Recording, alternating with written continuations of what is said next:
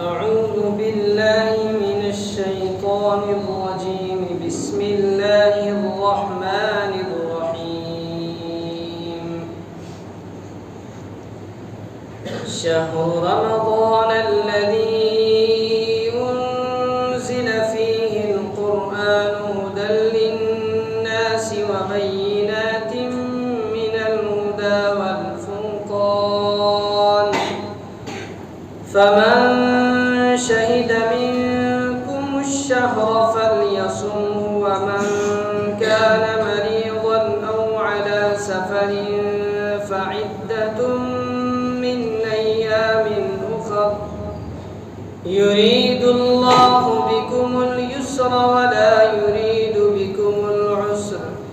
ولتكملوا العدة ولتكبروا الله على ما هداكم ولعلكم تشکرون۔ رمضان کا مہینہ وہ ہے جس میں قرآن نازل کیا گیا جو لوگوں کے لیے سراپا ہدایت اور ایسی روشن نشانیوں کا حامل ہے جو صحیح راستہ دکھاتی اور حق اور باطل کے درمیان دو ٹوک فیصلہ کر دیتی ہے۔ لہٰذا تم میں سے جو شخص بھی یہ مہینہ پائے وہ اس میں ضرور روزہ رکھے، اور اگر کوئی شخص بیمار ہو یا سفر پر ہو تو وہ دوسرے دنوں میں اتنی ہی تعداد پوری کر لے۔ اللہ تمہارے ساتھ آسانی کا معاملہ کرنا چاہتا ہے اور تمہارے لیے مشکل پیدا کرنا نہیں چاہتا، تاکہ تم روزوں کی گنتی پوری کر لو، اور اللہ نے تمہیں جو راہ دکھائی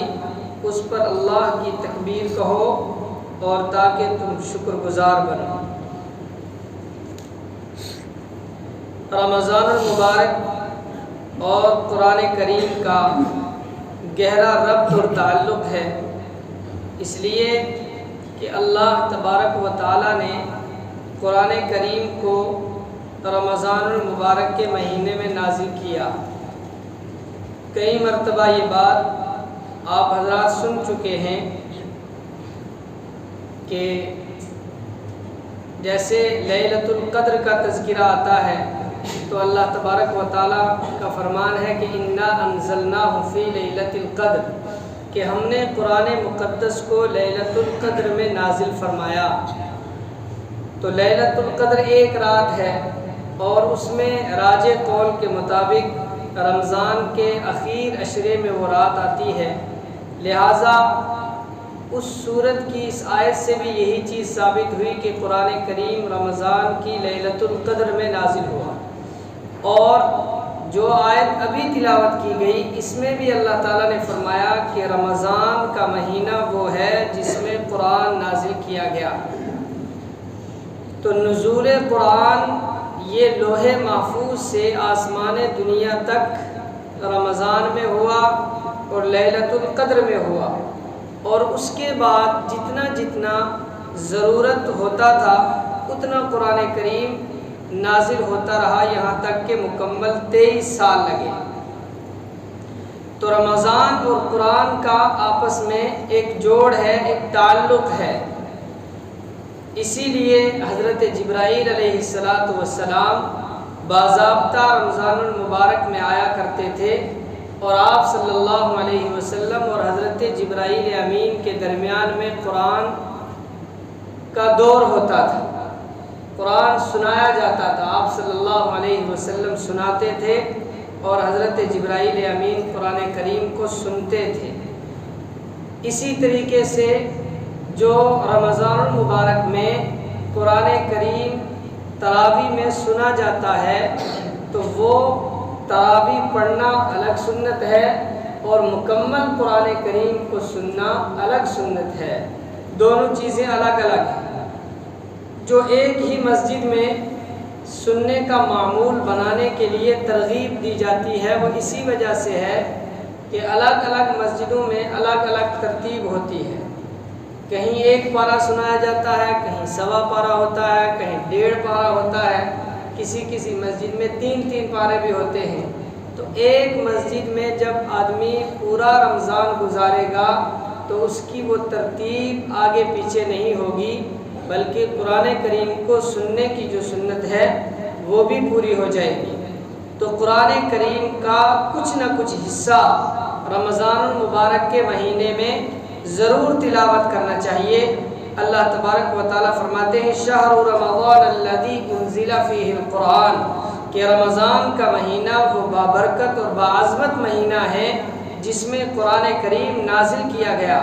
ھدی للناس وبینات من الھدی والفرقان، جو لوگوں کے لیے ہدایت کا ذریعہ ہے، ہدایت کا سبب ہے، اس میں روشن نشانیاں ہیں،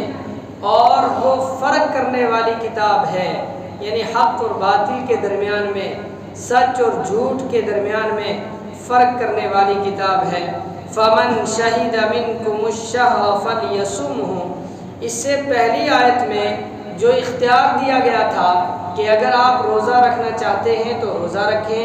اگر روزہ نہیں رکھتے ہیں تو آپ روزے کی طرف سے فدیہ دے دیں، اس اختیار کو بعد والی جو آیت ہے جو آج تلاوت کی گئی اس کے اس جملے سے ختم کر دیا گیا کہ فمن شہد منکم الشہر فلیصمہ، کہ تم میں سے جو آدمی رمضان المبارک کے مہینے کو پائے تو وہ روزہ رکھے۔ اب وہ اختیار فدیے والا ختم ہو گیا کہ اب فدیہ دے کر آدمی جان نہیں چھڑا سکتا، بلکہ روزہ رکھنا ہی فرض ہے۔ اس کے بعد استثناء کیا گیا کہ کون کون لوگ ایسے ہیں جن کو اجازت ہوگی کہ وہ اگر روزہ نہ رکھیں تو بعد میں جب وہ جیسے بیمار ہے وہ تندرست ہو جائے، یا مسافر ہے اور وہ مقیم ہو جائے، تو ان دونوں کو کہا گیا کہ اس بیماری اور سفر کے دوران جتنے روزے چھوٹے ہیں، ٹوٹ گئے ہیں، ان کی بعد میں قضا کر لے۔ وَمَنْ كَانَ مَرِيضًا أَوْ عَلَى سَفَرٍ، اور جو کوئی بیمار ہو یا سفر پر ہو، فَعِدَّةٌ مِّنْ أَيَّامٍ أُخَرَ، تو وہ بعد میں اس گنتی کو مکمل کرے، پورا کرے۔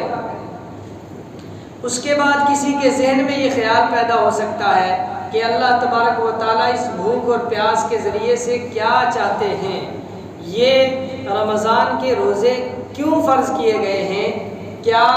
نعوذ باللہ اللہ تعالیٰ کے بجٹ میں اتنی کمی ہو جاتی ہے رزق کی کہ اس کو پورا کیا جاتا ہے؟ تو جواباً حدیث میں فرمایا کہ ایسی بات نہیں ہے، بلکہ رمضان المبارک میں مومن کا رزق اور زیادہ بڑھا دیا جاتا ہے۔ اللہ تعالیٰ رمضان میں ایمان والے کے رزق کو بڑھا دیتے ہیں، اور یہاں فرمایا یرید اللہ بکم اليسر، اس کے ذریعے سے اللہ تعالیٰ تمہارے لیے آسانی پیدا کرنا چاہتا ہے، ولا یرید بکم العسر، تمہیں کسی تنگی میں ڈالنا نہیں چاہتا ہے۔ اس لیے کہ روزے کی وجہ سے کتنا بڑا درجہ اور بدلہ ملے گا کہ کل قیامت میں رمضان اور قرآن، یہ دونوں چیزیں، جو انسان قرآن کی تلاوت کرے گا اور جو انسان رمضان کے روزے رکھے گا، یہ اللہ کے سامنے دونوں سفارشی ہوں گے۔ قرآن کریم سفارش کرے گا کہ یہ بندہ رات میں اٹھ کر میری تلاوت کیا کرتا تھا، لہٰذا اس کو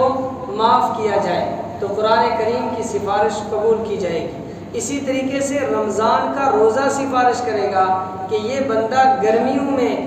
دن میں بھوک اور پیاس برداشت کرتا تھا، لہٰذا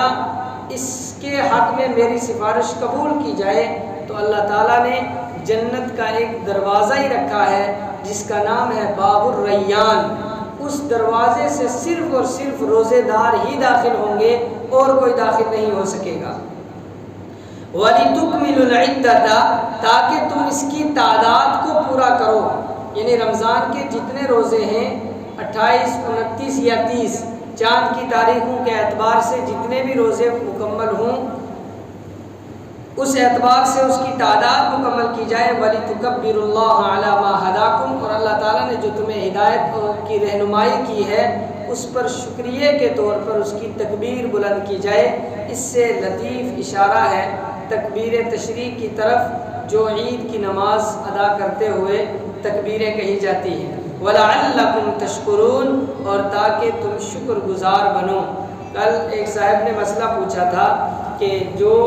اگر میاں بیوی نے روزے کی حالت میں ہم بستری کر لی تو اس صورت میں کیا دونوں کے اوپر یہ جو کفارہ لازم آئے گا یا ایک کے اوپر؟ تو گناہ دونوں سے سرزد ہوا ہے، اس لیے الگ الگ دونوں کے اوپر کفارہ لازم آئے گا، دونوں کا روزہ ٹوٹ جائے گا، دونوں الگ الگ کفارہ ادا کریں گے۔ کفارے